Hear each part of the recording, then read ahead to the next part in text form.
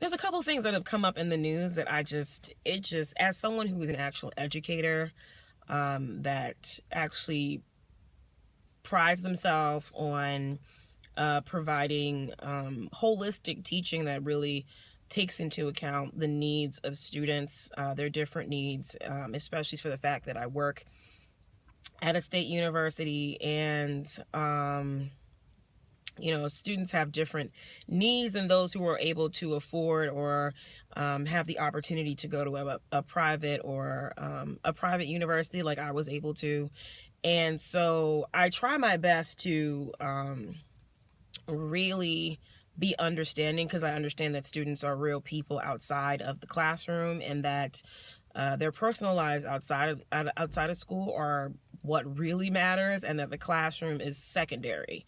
If you're talking about priorities, if you are sick, your health, your well-being should come before having to worry about grades and stuff like that. So I just thought that I would talk about this because I had an interesting conversation with someone that I'm not going to name, but someone who is another person that is in education that was asking me about my teaching, and I told them that it's been going pretty well, and that I have a nice following at the university, a nice student following, as in, students are repeaters in my class. They're following me to other classes that I'm teaching, and also telling their friends and, to take my class, and for whatever reasons, because they like me and they follow me on all this stuff. And this person told me that that was not a good thing, because when students don't like you, or you don't have a student following, you don't have to deal with all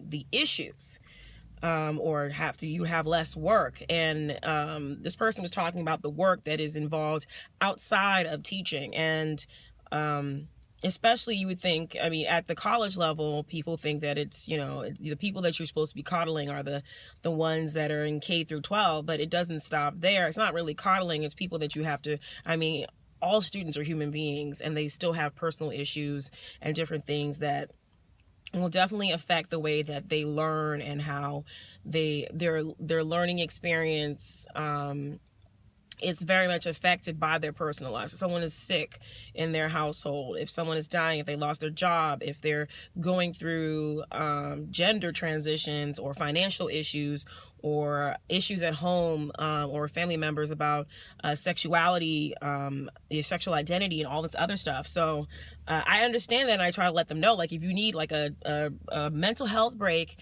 let me know. I understand that. Just let me know ahead of time, so that you will still be caught up, and you will still be very much still engaged in the class, because I prefer for students to take care of themselves. And that is because I care. Like, that's the end of the sum of it all, is that I care. I don't do this. I obviously don't teach because I'm not teaching for the money. There's no one, maybe there are some people that go in for the money, and I will talk about them in a second, but I'm definitely not in the field of education for the money, because there's no money in it like that, unless you're a president of a university or whatever. But that's besides the point. The actual teaching, the student teacher relationship part of it, that part of the education system, it does not pay. And so when I do the extra stuff that I do, and actually try to talk to them out of class, and answer their emails, and have office hours, and talk to them about their personal lives outside of what is being taught in the classroom, I do that because I care about them as human beings, and I want the best for them. And so it just really threw me off, because it just reminded me of a couple stories that I've heard in the news lately about, obviously, people who should not be teaching.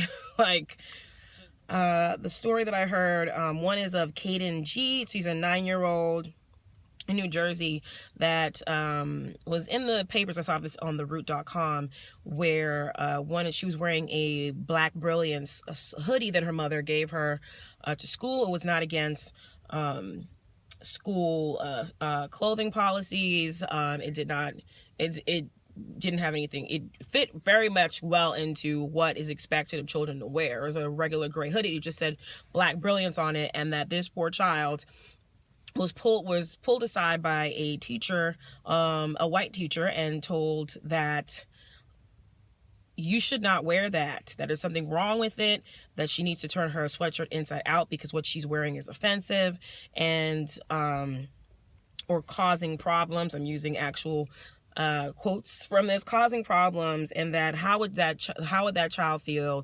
if he wore a t-shirt that said white brilliance. Now, what the hell?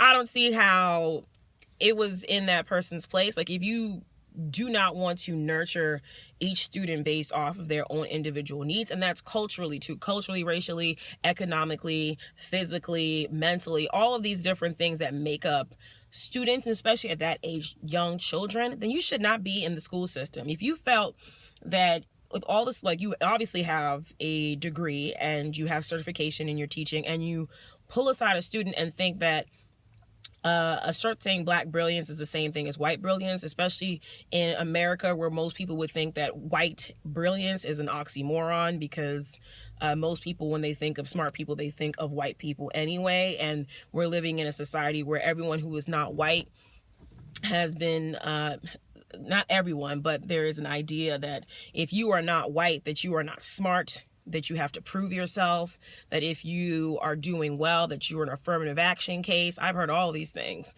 that you're getting special help because you're a minority, and all these other things, the assumptions that are made about people of color based on white supremacist ideals to keep people of color down.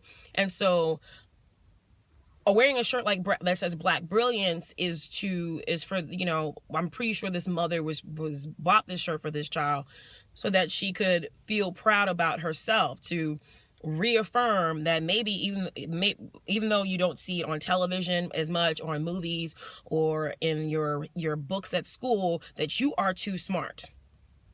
You too are smart. That's what I meant to say. You too are smart, and that you should spread that with everyone, so the others who see you, because we all learn through socialization what we see in our everyday world. And if you see something that says black brilliance or Hispanic brilliance or Asian brilliance, which I guess some people would say is an oxymoron on that, but that's not even in the subject matter. But if you see something that says girl brilliance, that it is in a way to kind of counteract the images and controlling images and the ideas that have been very prevalent in our society, that has said that these minority groups, these groups are not smart because they are not white and male and Christian and straight and middle class, because people think that white poor people are stupid because they're poor, and that has nothing to do with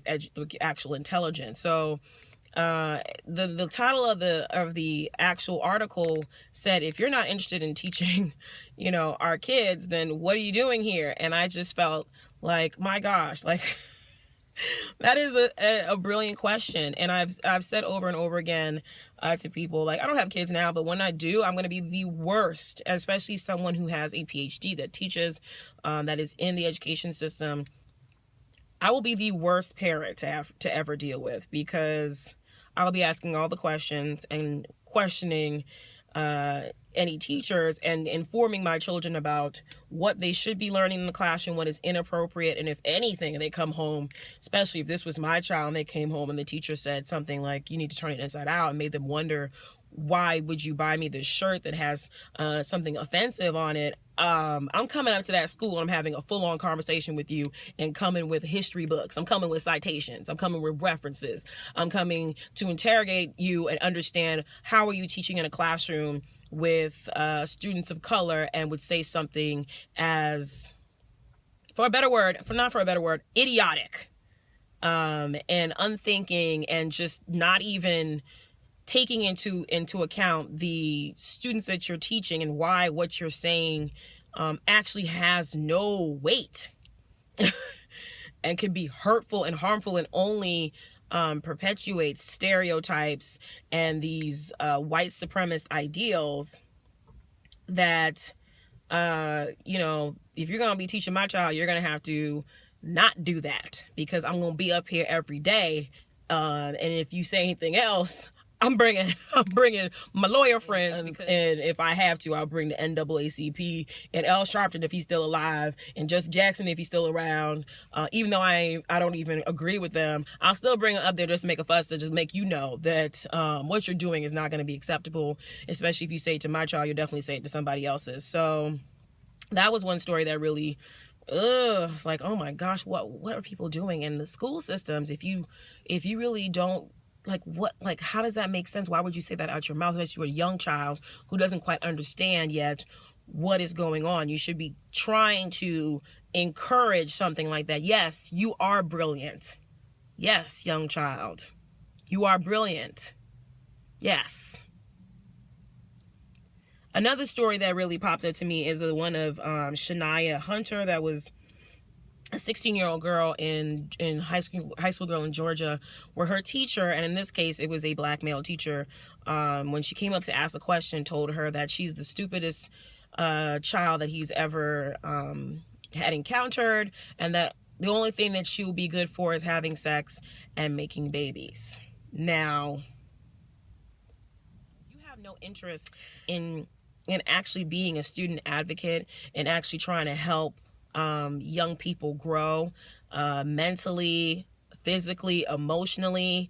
And you should not be in this industry, because it is not for the weak of heart, and it's definitely not for those who have no interest in helping others. If you don't have an interest in actually doing the job that is in your description, so if you are a professor, you are supposed to profess. If you are an educator, you are supposed to educate. If you are a teacher, you are supposed to teach. If you don't like the keyword in there, you don't want to do that part of your job, then you should not be doing it. Go get another job somewhere else. Trust me, you can work over at Trader Joe's and make a good amount of money. If you can make it up to management position, obviously you got an education if you're a teacher. If you feel like that, get out the game now and go take yourself somewhere else where that will be acceptable. I don't know why this man thought it was right for him to, I don't know, take out his frustration, or just felt that he could say this to the student and in front of everyone else and degrade this student, especially since he's in a position of power, as a male teacher, as the teacher in general. And that saying this to the student would hurt their feelings. Like, if someone said that to you, you'd be angry and upset. Why would you think that's okay to say to a student, no matter how much they annoy you or they frustrate you or they get on your nerves? It's just never right for you to be able to say something like this. That I know it's low pay and it's frustrating, it's stressful, but it should not be that stressful that you're taking out your stuff on your students. Go to the gym, go get a therapist, go get a friend, go read a book, go take a walk, go get some coffee. Like, do something, but don't take it out on the young people that you are being paid to teach.